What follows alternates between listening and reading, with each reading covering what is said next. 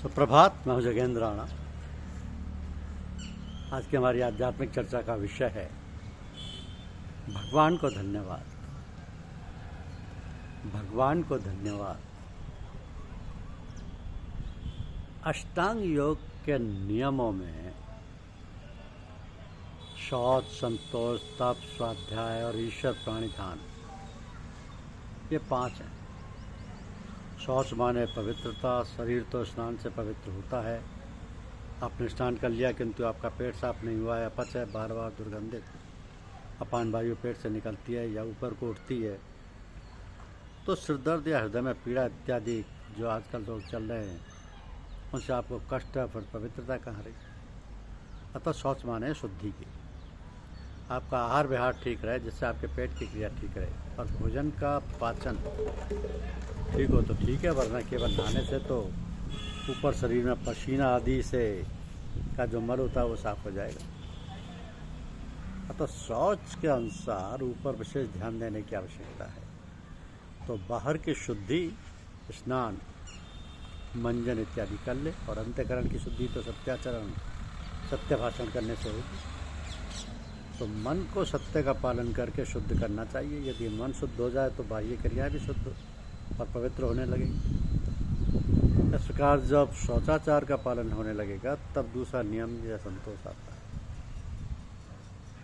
तब दूसरा नियम संतोष आता है। इस विषय में बहुत लोगों को बहुत भ्रम है। संतोष माने हाथ पर हाथ रखकर बैठना नहीं है। हमारे अंदर जितनी शक्ति है उस शक्ति का पूर्ण उपयोग करना। तनिक भी आलस्य और अकर्मण्यता ना होने पाए इसके बाद जो भी हमें शारीरिक श्रम, नौकरी चाकरी से प्राप्त हो या व्यापार इत्यादि जो भी हम अपने और अपने बाल बच्चों के पालन पोषण के लिए प्रयत्न करते हैं, खेती, व्यापार, नौकरी आदि, उससे जो प्राप्त हो उससे प्रसन्न रहना चाहिए, संतुष्ट रहना चाहिए। तो दूसरों की उन्नति और सफलता देखकर द्वेष भावना ना पैदा हो, मन में कुंठा ना हो, वरन हमारे अंतर में और अधिक उत्साह और लगन पैदा हो, तभी संतोष प्राप्त होगा। और भगवान पर पूर्ण श्रद्धा विश्वास रखते हुए ये भाव रहे कि भगवान की ऐसी दया कृपा है, इसी में हमारा है। तो लगन और उत्साह दिन प्रतिदिन बढ़ता रहे, किंतु किसी प्रकार की उद्वेलता, बेचैनी ना होकर मन धीर शांत होकर उत्तर उत्तर चेष्टा प्रयत्न करता रहे। तब फिर तप की बारी आती है।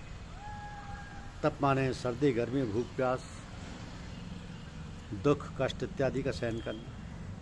घर गृहस्थी में जो कष्ट आते हैं, जो विघ्न बाधाएं पैदा होती हैं, उनको सहना।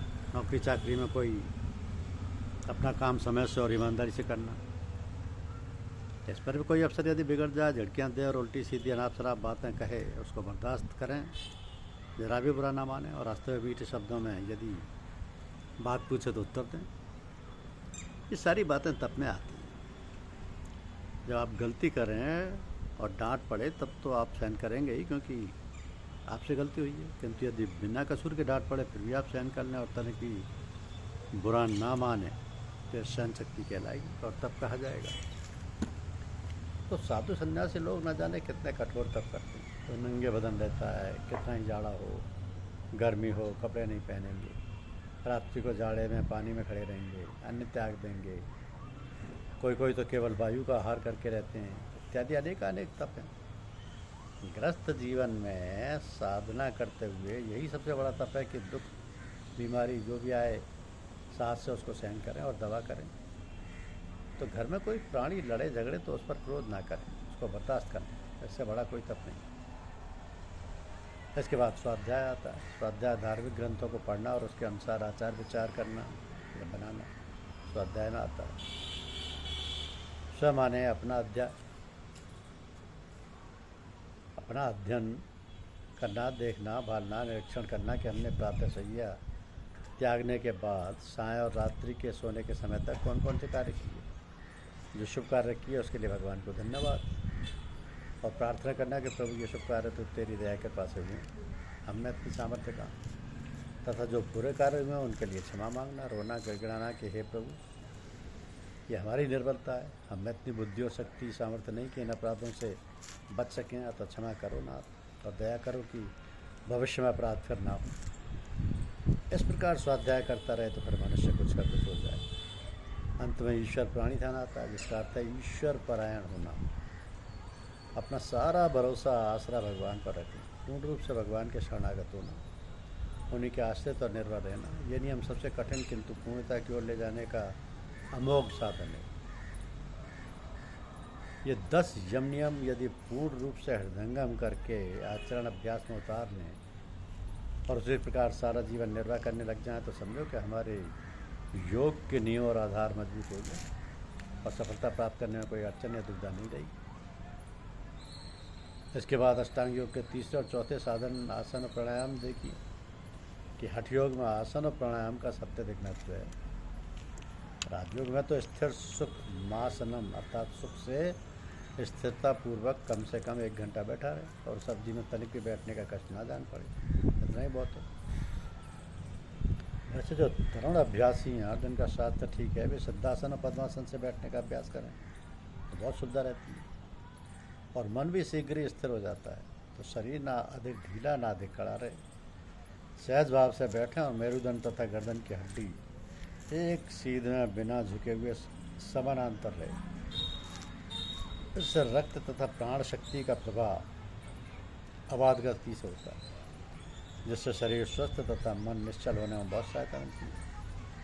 तो जो वयोवृद्ध हैं, रोगी हैं अथवा शरीर में लचीलापन नहीं है, उन्हें स्वास्थ्य आसन से बैठना सरल होता है और उसमें किसी प्रकार बोझ या दबाव तथा सुविधा नहीं रहती। नए अभ्यासियों को तो चाहे जिस आसन में बैठें अभ्यास करना ही पड़ता है, क्योंकि ऐसे लोग कम मिलेंगे जो बिना हिले डुले बिना आसन बदले आराम से 1 घंटा बैठ सकें।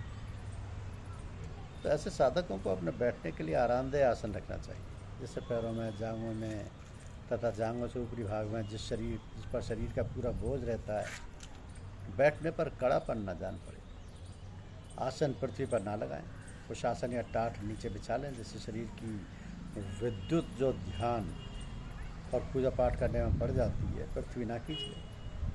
कहीं कहीं ऐसी मिट्टी भी होती है जहाँ 10-15 मिनट बैठने पर दीमक लग जाती है, तो कुशासन में दीमक नहीं लगती और विद्युत भी नहीं पास होती। बोरे में विद्युत पास नहीं होती किंतु दीमक लग जाती है। इसी कारण प्राचीन परिपाटी कुशासन पर बैठने लेटने की रही है। बाघंबर, मृगछाला इत्यादि पर जो बैठने की परिपाटी है उस पर विषैले जंतु, सर्प, बिच्छू इत्यादि नहीं चढ़ते और अधिक बैठने से जो अर्श का रोग हो जाता है वह भी नहीं होता।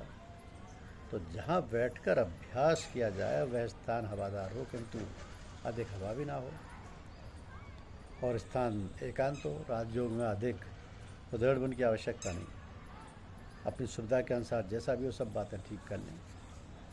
अधिक ये हो वो हो के उलझन में रहेगा तो कुछ नहीं हो पाएगा। आसानी से जो हो सके उसे कर लेना चाहिए। वो स्थान जहाँ पर बैठे सुगंधित कर लें। फगुल, इत्र, अगरबत्ती से सुगंधित तो आती है किंतु वायुमंडल शुद्ध नहीं होता। वायुमंडल शुद्ध करने के लिए तो हवन करना चाहिए।